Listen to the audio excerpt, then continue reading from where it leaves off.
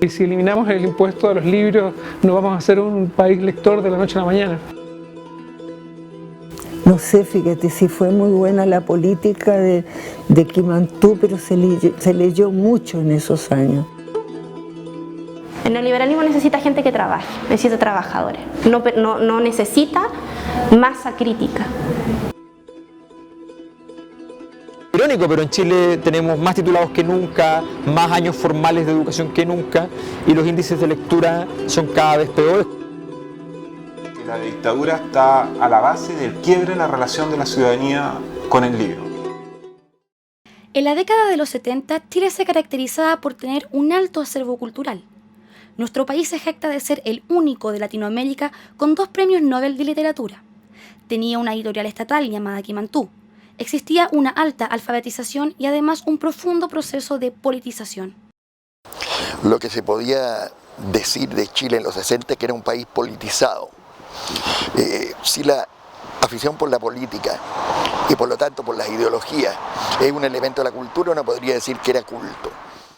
En los años 60 era uno de los países más importantes, lejos el más importante en Latinoamérica respecto a las ciencias sociales, por ejemplo. Eso se destruyó por completo y no se ha repuesto, por ejemplo. Siempre se veía el libro como un objeto fundamental para el desarrollo de la ciudadanía, para el desarrollo de la persona, para el desarrollo del país. La primera máquina de imprenta que llegó a Chile, lo cuenta Bernardo Subercasón, la historia del libro de Chile, la llamaban la máquina de la felicidad, y sí que iba a traer luz en tiempos de tiniebla. En Chile había un ambiente literario muy fértil, eso tampoco se ha repuesto suficientemente. Tenemos toda esa Chile país de poetas viene en realidad de una cultura que sobrevivió a la dictadura entre comillas, porque eran jóvenes, muchos de ellos siguieron escribiendo, pero en la práctica se borró gran parte de ese legado cultural. Hola, adelante. Hasta el año 73 los escritores chilenos contaban con una editorial estatal, con apoyo del Estado y con libertad creativa. A partir del 73, todo lo contrario. En 1971, Salvador Allende crea la Editorial Nacional Kimantú, la cual estaba destinada a masificar el acceso a los libros a todas las personas del país. No sé, fíjate, si fue muy buena la política de Kimantú, pero se leyó mucho en esos años, muchísimo.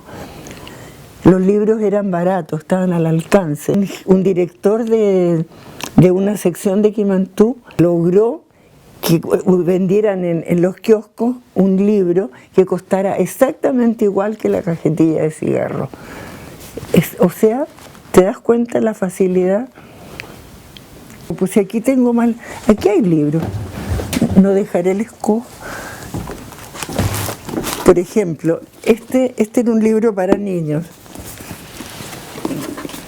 Otro libro de Kimantú. ¿Te das cuenta cómo lo que leía la gente? Mira, todo esto es Kimantú.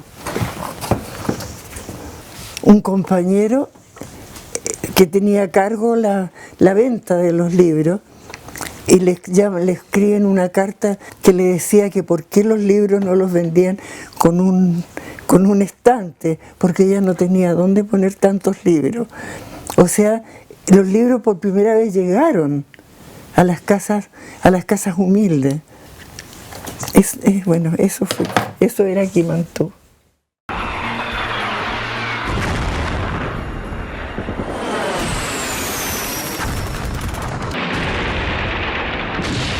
Con la llegada de la dictadura, nuestro país se comenzaba a olvidar de la época dorada de la cultura chilena. Se iniciaron los toques de queda, los allanamientos a las casas, a los centros culturales y también la quema de libros en la vía pública. La quema de libros en San Borja, más que el acto de hacer desaparecer los libros, es decir, de sacar los libros de las casas y para que no sean leídos, es un acto simbólico. Llamó mucho la atención porque obviamente hogueras de libros recordaban inmediatamente los fascismos europeos. No se había producido un fenómeno de esas características en América Latina.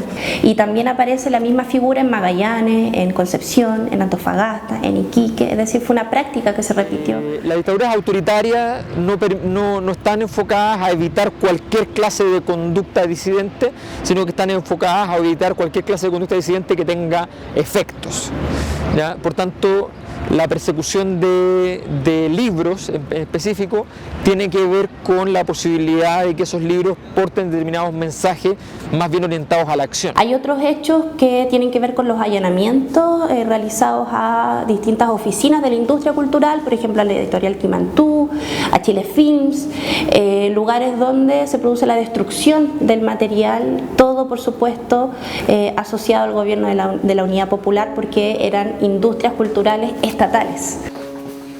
Yo tenía muchos libros que pensé que me los iban a quemar. Entonces, aquí, pensando que iban a venir acá los militares, los metimos en el entretecho. Para meter los libros, se sacaron esas tablas, se metieron adentro y se volvieron a poner. Estuvieron escondidos ahí muchos años. En tiempo de la dictadura se produjo algo que puede denominarse apagón cultural y el libro ya no tuvo la circulación que tenía en el periodo de la Unidad Popular.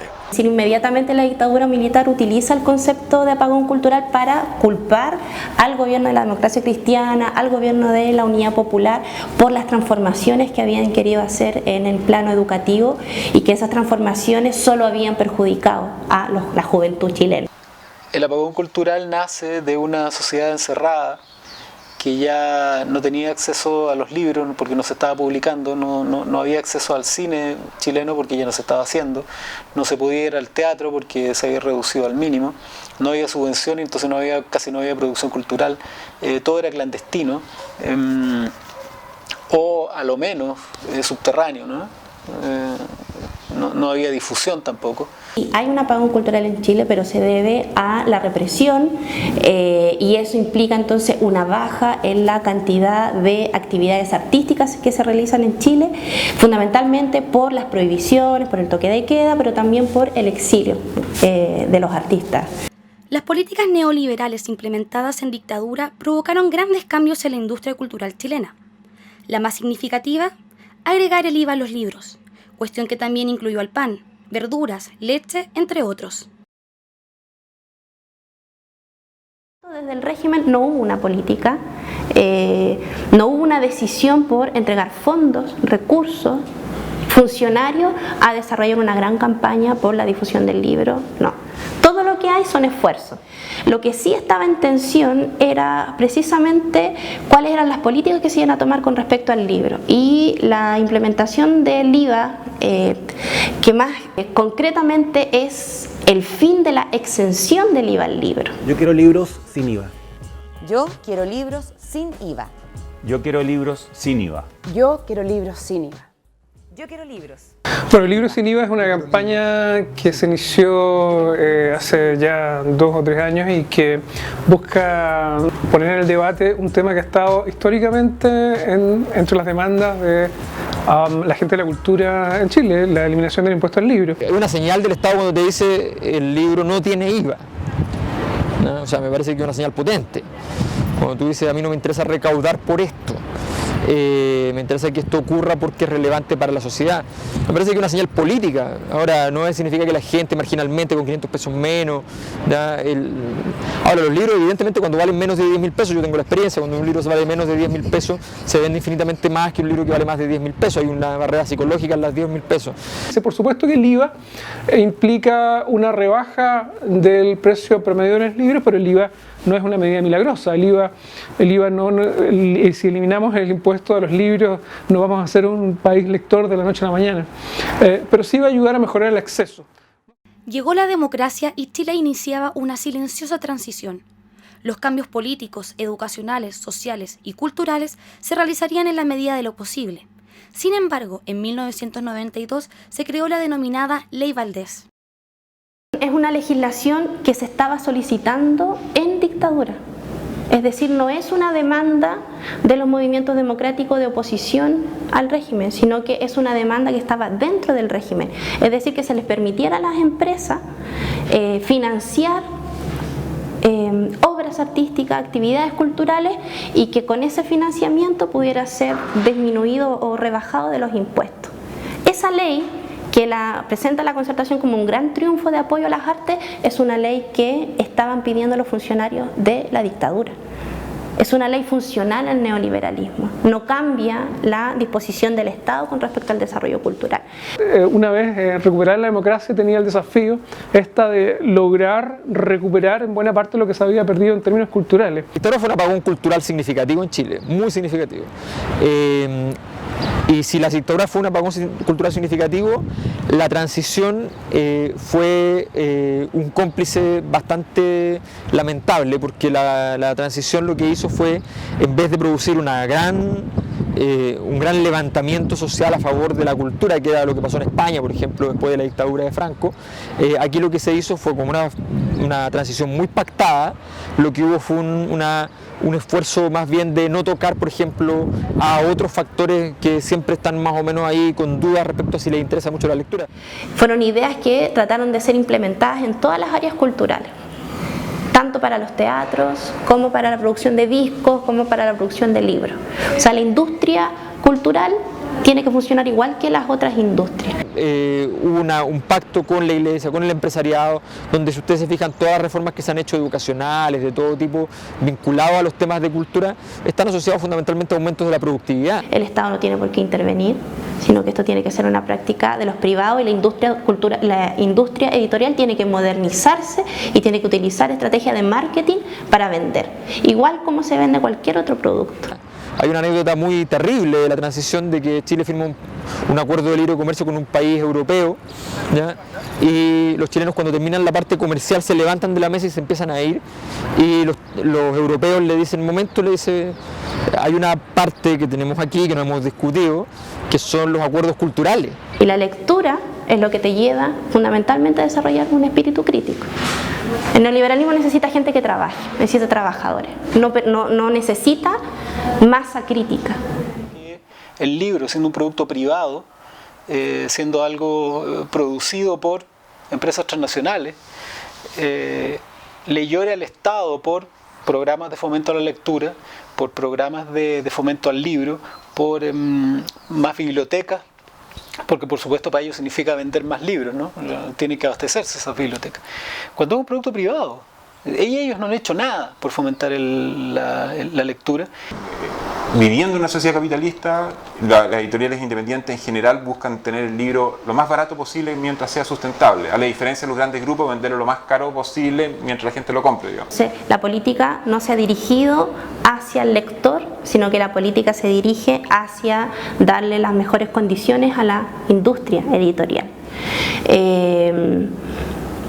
La mantención del IVA al libro, por ejemplo, tiene que ver con eso. Había un consenso más o menos mayoritario por eliminar el IVA, porque era una herencia de la dictadura, etc. Y porque había cierto consenso en la idea de que, es difícil recoger impuestos, recaudar impuestos por un producto cultural como el libro. Nosotros proponemos que el IVA sea del orden del 6%, no eliminarlo totalmente, porque siempre cuando uno tiene compras, paga IVA. Entonces, si uno elimina totalmente el IVA, no se puede reducir todo el IVA al lector.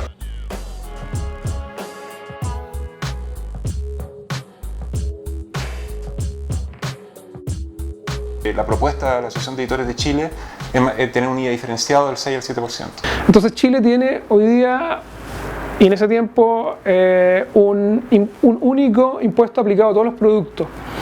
Y es difícil, era difícil en ese momento y es difícil hoy día, poder intervenir esa estructura y definir ciertos productos con una tasa diferenciada, que es lo que uno hubiese esperado, o con una tasa exenta en el caso de los libros.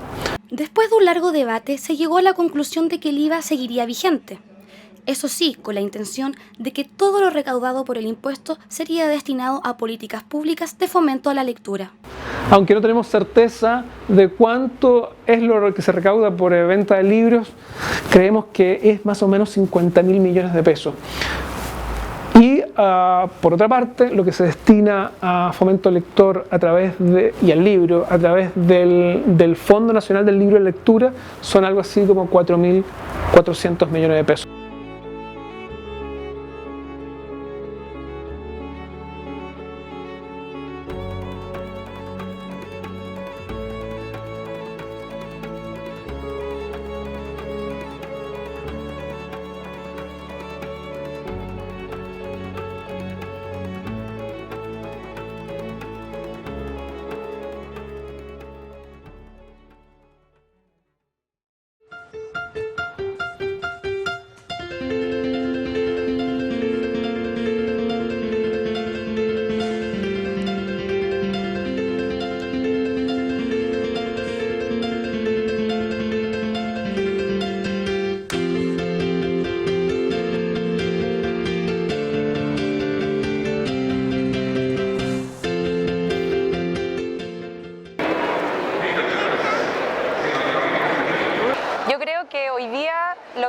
hace que poca gente esté leyendo, ya gente chica o gente grande, es principalmente como la falta de tiempo. Principalmente yo creo que son los elevados precios que tienen todos los libros. Chile era un país donde se leía infinitamente más, eso no tengo ninguna duda. Además que llegó también todo un tema consumista. Esta época yo creo que influye más que nada los nuevos tipos de tecnología que estamos utilizando en información, que sería el Internet. Antes del golpe de Estado había una diversidad, digamos, de todos los contenidos que uno pudiera imaginar. Zigzag, por ejemplo, Kimantú, que la cerraron inmediatamente después del golpe, y eso, por ejemplo, marcó un antes-después respecto del acceso a la lectura. Si a los niños no se les inculca desde pequeño la lectura, si no se les prepara para ello, mayor capacidad y comprensión de lectura, es muy difícil que un adulto pueda entrar en el mundo de la lectura. ¿Cuáles son las típicas excusas o razones que da la gente para no leer? Que no tiene tiempo, que no sabe qué leer, que está cansado, que el libro es caro. Pero no habría una sola razón, hay una serie de factores que como sociedad nos tendríamos que hacer cargo. Bueno, Chile es un país medianamente lector, tampoco somos somos malos lectores en relación al promedio en América Latina, sí somos muy malos lectores en relación a los promedios OCDE o los promedios europeos. De hecho, los españoles leen algo así como 10,3 libros al año y nosotros, los chilenos, estamos leyendo más o menos la mitad. Hay que considerar que los españoles tienen los índices de lectura más malos de Europa. La verdad es que el factor fundamental para entender los problemas de lectura tiene que ver con el hecho de que retroceda la práctica lectora y el hecho de que el factor de lectura sea poco importante dentro de las lógicas cotidianas de las personas, lo que básicamente está relacionado siempre con algún tipo de valoración de la lectura y el predominio de otro tipo de actividades por sobre ella, más que el hecho de no querer leer, es el hecho de preferir hacer otras cosas en vez de leer. Planes de fomento lector no han sido realmente ambiciosos en términos de el impacto que buscan y tampoco el presupuesto que tienen. Entonces estamos hablando también de que son planes de fomento lector muy vinculados con el Ministerio de la Cultura, muy desvinculados también con el Ministerio de Educación. Cuando se actúa cada uno por su lado, Diván por un lado, Ministerio de Educación por otro lado, Consejo del Libro por otro lado, cada medida queda suelta y no permite realmente tener efectos multiplicadores. Bueno, las políticas públicas yo diría que están vinculadas muy penosamente con las posibilidades de aumento de lectura. No hemos tenido políticas públicas de fomento lector sistemáticas en el tiempo. Hemos tenido políticas de fomento lector vinculadas a administraciones, a gobiernos puntuales. Y nos ha pasado que cada vez que llega un gobierno, por lo menos ha pasado en los últimos 3 o 4 gobiernos, se instala una política nacional del libro nueva. Se diseñan nuevos planes de fomento lector y parece que todo partiera de cero. La nueva política del libro es una visión de Estado del fomento de no solo de la lectura, sino que de la industria del libro, de la industria culturales, digamos. Viene desde el 2006, se hizo una primera política del libro, que luego ahora se está relanzando. Y lo que se quiere en el fondo es darle una visión y un marco de una, ¿cómo decirlo?, permanencia, una política transversal que vaya más allá del gobierno de turno. El maletín literario, que fue un gran fiasco, que significó básicamente reventa de libros por la gente, llevar los libros, reducir los libros como si fueran libros robados a ingresos menores de 6, 7, 8 mil pesos, o sea, una locura completa. No hay una política pública realmente relevante en torno a la lectura. ¿Cómo mides tú el impacto que tiene el fomento de la lectura? ¿Es porque se entiende mejor? O sea, la comprensión de la lectura es un área, ¿no? Otra sería el acceso, llevarle la posibilidad de lectura a más partes.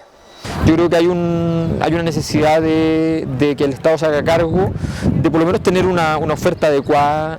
Yo no solo creo de editorial, no solo creo que de imprenta, sino que también de librerías, qué sé yo, que permitan tener diversidades que eventualmente no existen. Hay muchas ciudades en Chile que tienen una librería, ciudades como Antofagasta, que tiene el ingreso per cápita del Reino Unido, tiene una librería en toda la ciudad. Más que plantearme lo de la editorial estatal, que no lo veo con malos ojos, porque significaría poder abaratar costos para el Estado y que al final el dinero todo. Por otro lado, creo que hacen falta librerías estatales una figura que nunca he escuchado que se pueda proponer. No hay país desarrollado, repito, que no tenga su arte subvencionado. Me encantaría una editorial como Kimantú, que no solo se preocupara de difundir a los autores. Yo apostaría por ganar menos derechos, por ganar menos en esa pasada, versus que la obra se conozca y se difunda y llegue a estratos socioculturales a los que no llegan los libros, por distintas razones. ¿Sí? Y en Chile desde la dictadura en adelante no había un reposicionamiento de la cultura, a tal punto que los índices, es irónico, pero en Chile tenemos más titulados que nunca, más años formales de educación que nunca, y los índices de lectura son cada vez peores, con un analfabetismo funcional enorme, lo que significa básicamente que hay gente que está en la universidad o en institutos profesionales, centros de formación técnica, o que salió de cuarto medio y no sabe leer. Yo creo que la dictadura está a la base del quiebre en la relación de la ciudadanía con el libro. No creo que sea solo fruto del apagón cultural de la dictadura. Sin duda, como te decía antes, en esa época se consideraba como algo peligroso la lectura y hoy en día se busca todo lo contrario, se busca generar una masa crítica, tener ciudadanos reflexivos, participativos, críticos. Eso hace unos 20, 30 años era impensable. Una noción de desarrollo, además, que se instaló desde la dictadura en adelante, que es una noción de desarrollo que se mide en una variable, que es el PIB per cápita, y todo lo demás no se analiza. O sea, pensar de que vamos a llegar a ser desarrollados en estas condiciones culturales es bien absurdo, y sin embargo estamos convencidos de aquello. No ha habido en Chile políticas de fomento a la lectura hacia los lectores, sino que siempre orientado hacia la industria editorial, y esto hasta el día de hoy. IVA podría ser una medida emblemática para decir a la sociedad y expresar por parte del Estado que el libro es y sigue siendo un elemento fundamental para el desarrollo del país, para el desarrollo de una ciudadanía crítica, para el desarrollo de ciudadanos y no de consumidores. La dictadura marcó un antes y un después en los chilenos, incluso cambiando sus hábitos de lectura. Las múltiples políticas culturales hechas hasta hoy no han logrado superar esta realidad, debido a que no permanecen en el tiempo. Temas como la eliminación del IVA en los libros no es una solución que signifique más lectores. Este es un problema que va más allá de los cambios estructurales en la ley. Para que las personas tengan otras costumbres en las que incluyan el leer, el Estado debe fomentar un cambio de conciencia en la sociedad chilena, y no solo priorizar el mercado por sobre el valor cultural del libro.